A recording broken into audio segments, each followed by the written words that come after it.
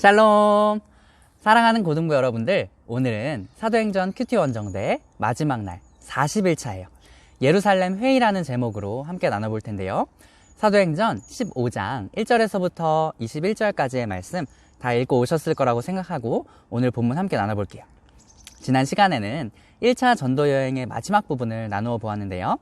사도 바울이 예수님을 본받아서 양들을 위해 목숨을 아끼지 않았던 모습을 나누어 보았어요. 그리고 전도 여행을 시작할 수 있었던 것도, 그리고 마칠 수 있었던 것도 모두 하나님의 은혜임을 보게 되었어요. 오늘 본문에서는 바울과 바나바가 전도 여행을 마치고 다시 돌아와서 회의를 하게 되는 이야기가 나와요. 이 회의는 사도행전에서 가장 중대한 회의라고 할 수 있어요. 회의를 하게 된 배경은 이랬어요. 이전에는 이방인 성도들이 얼마 안 되었는데 전도 여행을 하면서 엄청나게 많은 이방인들이 예수님을 믿게 되니까 이방인 그리스도인들을 어떻게 받아들일 수 있을 것인가 하는 문제가 생겼어요. 당시 유대인들은 이방인들을 사람 취급도 하지 않았는데 그리스도 안에서 하나 된 성도들끼리 이렇게 싸워서 되겠는가 하는 문제도 있었어요. 물론 그런 문제도 있었지만 더 엄밀히 따지면 이방인이 할례를 받지 않아도, 다시 말해서 이방인이 유대인으로 개종을 하지 않아도 구원받을 수 있는가 하는 문제가 아주 심각했어요. 이전에는 수면 아래에 있던 문제가 이방인 성도들이 많아지니까 수면 위로 떠오른 거예요. 더 이상 이 문제를 해결하는 것을 미룰 수가 없었어요. 그래서 그 이야기가 오늘 본문 15장에서 나오는데요. 1절에서부터 5절에서는 이 문제로 인한 갈등이 나오고 6절에서부터 21절에서는 이 문제를 해결하기 위한 예루살렘 회의가 나와요. 1절에서 유대로부터 온 사람들이 안디옥 교회에 찾아와서 이방인 출신 그리스도인들을 가르치면서 이렇게 이야기했어요. 당신들은 모세의 율법을 따라서 할례를 받지 않으면 구원을 받을 수가 없어요. 이것 때문에 바울과 바나바가 그들과 충돌이 생겼고 많은 논쟁을 벌였어요. 그래서 안디옥 교회는 바울과 바나바 그리고 성도 몇 사람을 함께 예루살렘으로 보내서 회의를 하게 해요. 3절에서 그들은 예루살렘으로 가는 길에 베니게와 사마리아를 들러서 그동안 이방인들이 회개하고 복음을 받아들인 이야기를 그곳 성도들에게 해주었어요. 그들이 소식을 듣더니 정말 기뻐했어요. 그렇게 바울과 바나바 일행이 예루살렘 교회에 도착하니까 교회 사도와 장로들의 환영을 받았어요. 잘 오셨다고, 오늘하고 고생했다고, 선교여행은 어떠셨냐고 그런 이야기를 나누었겠죠. 바울과 바나바가 선교 중에 하나님께서 우리와 함께 하셔서 인도해 주셨습니다. 하나님께서 이방인들에게도 역사하셔서 그들을 구원하셨습니다. 이런 이야기들을 나누었겠죠.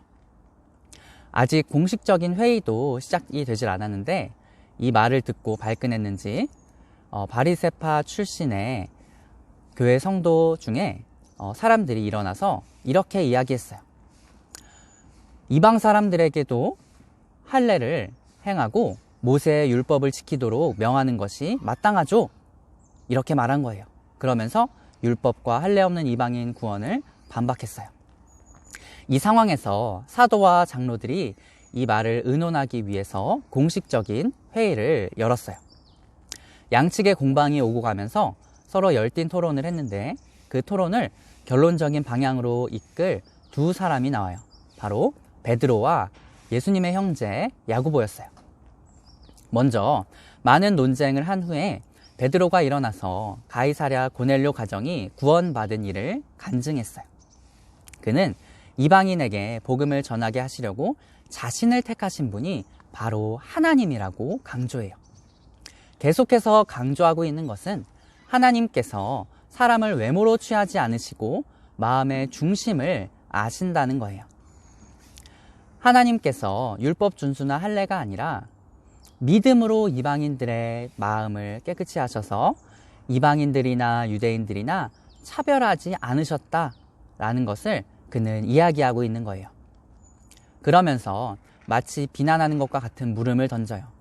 그런데 여러분들은 지금 왜 우리 조상들이나 우리가 감당할 수 없던 멍에를 제자들의 목에 메워서 하나님을 시험하는 것입니까?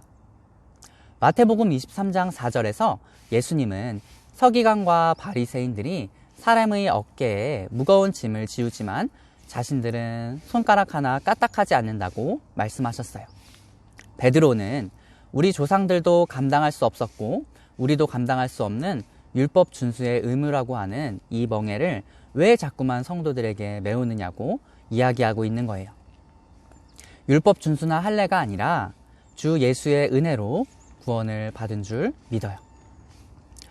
12절에서 베드로의 주장 이후에 바나바와 바울이 이방인들 가운데 행하신 온갖 표적과 놀라운 일을 보고했어요. 그곳에 모인 사람들은 그 보고를 들었어요.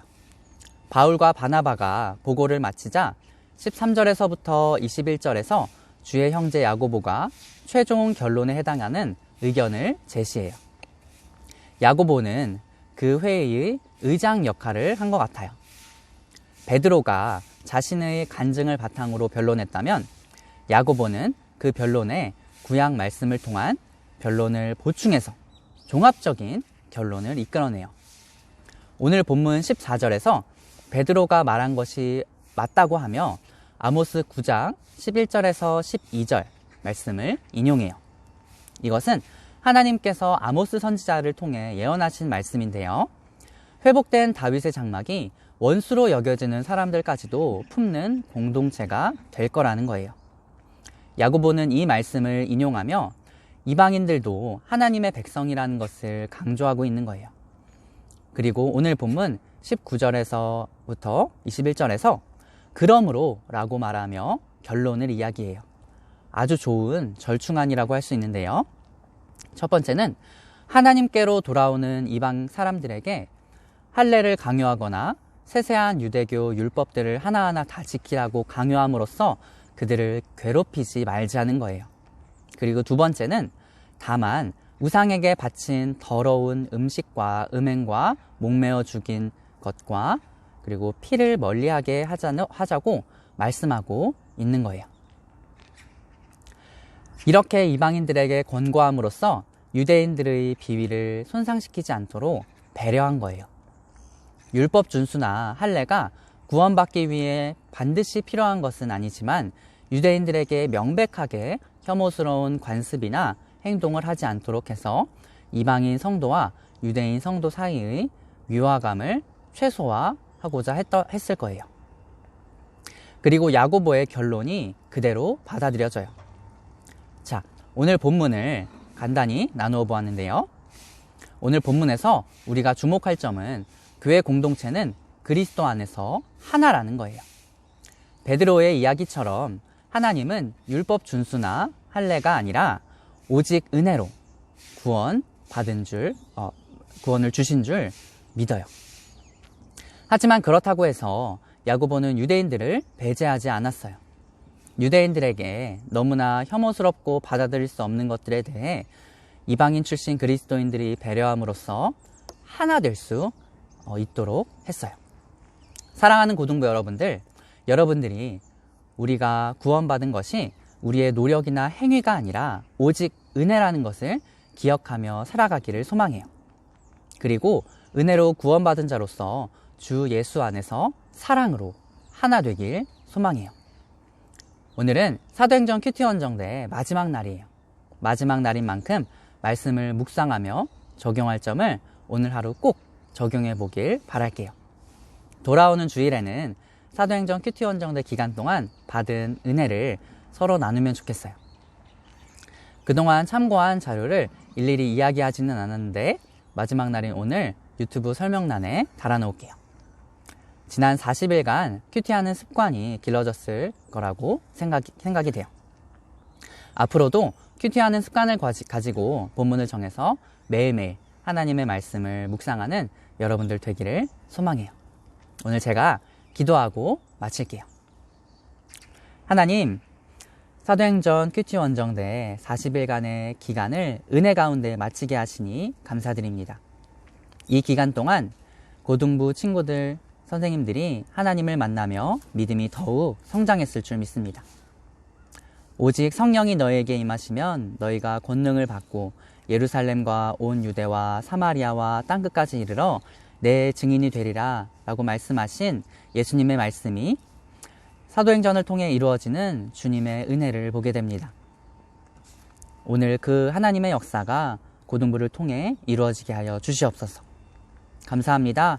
이 모든 말씀 우리 구주 되시는 예수 그리스도의 이름으로 기도드립니다. 아멘. 고등부 여러분들, 오늘도 승리하는 하루 되길 바랄게요. 안녕.